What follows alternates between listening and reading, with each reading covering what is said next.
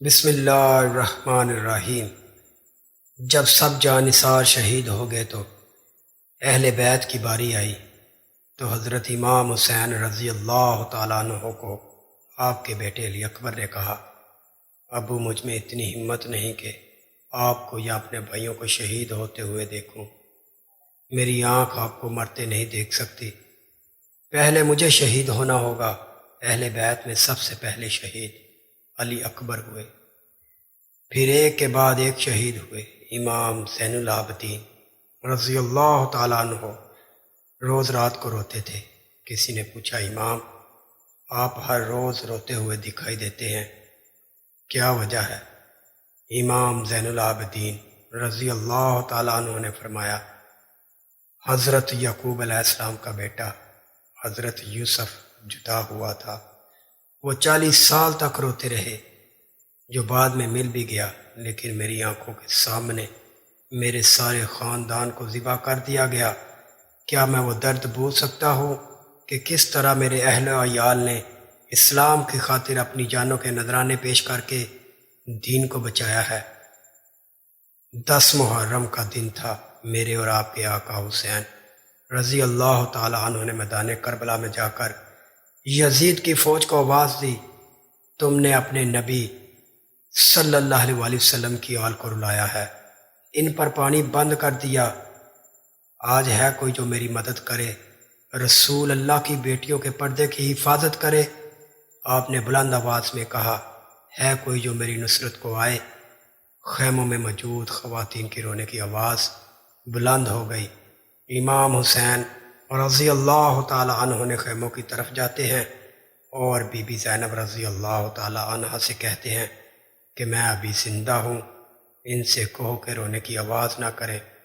Be be زینب رضی اللہ تعالی عنہ نے کہا، میں اس لیے رو رہی ہوں کہ جب آپ نے کہا ہے کوئی میری مدد کرنے والا تو ننھا علی اصغر رضی اللہ تعالی عنہ جھولے سے نیچے تشریف لے آیا۔ یہ سن کر امام حسین رضی اللہ تعالی عنہ کی آنکھیں نم ہو جاتی ہیں۔ آپ فرماتے ہیں، اے رباب میرے علی اصغر کو لے کر باہر آؤ۔ آپ نے ننھے علی اصغر رضی اللہ تعالی عنہ کا ماتھا چوما اور لے کر میدان کربلا کی طرف آتے ہیں۔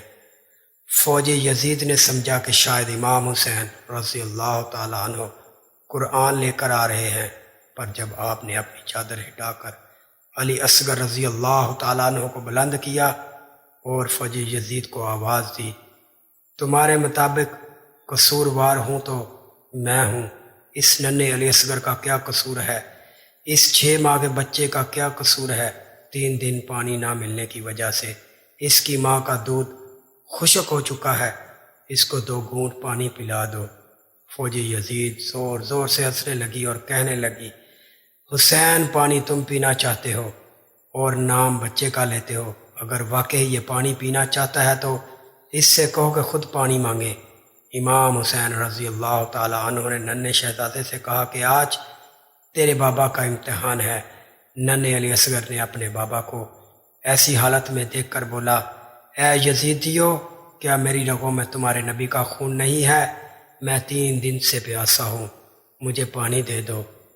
جیسے ہی علی اصغر نے پانی مانگا، یزید کی فوج میں ایک دم سے خاموشی طاری ہو گئی، کوئی یہ منظر دیکھ نہ سکا اور کوئی منہ چھپا کر رونے لگا۔ عمر ابن سعد نے فوراً حرملہ سے کہا کہ اس بچے کو چپ کرا ورنہ فوج میں بغاوت شروع ہو جائے گی۔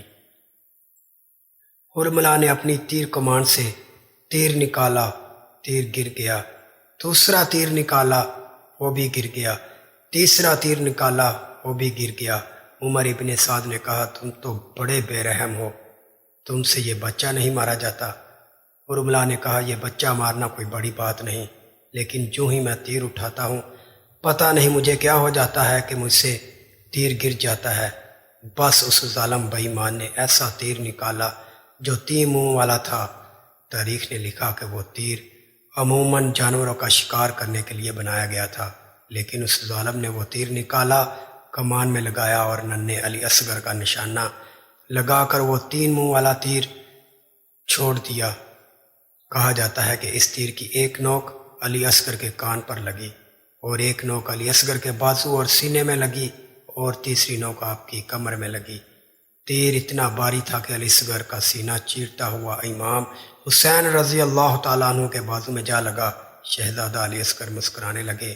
علی اصغر کے جسم مبارک سے خون نکلنے لگا۔ امام حسین رضی اللہ تعالیٰ عنہ نے چاہا کہ وہ خون آسمان کی طرف پھینک دوں، لیکن آسمان سے آواز آئی، اے حسین، اگر تم نے یہ ناحق خون آسمان کی طرف پھینکا تو قیامت تک بارش نہ ہوگی۔ آپ نے چاہا کہ یہ خون زمین پر گرا دوں۔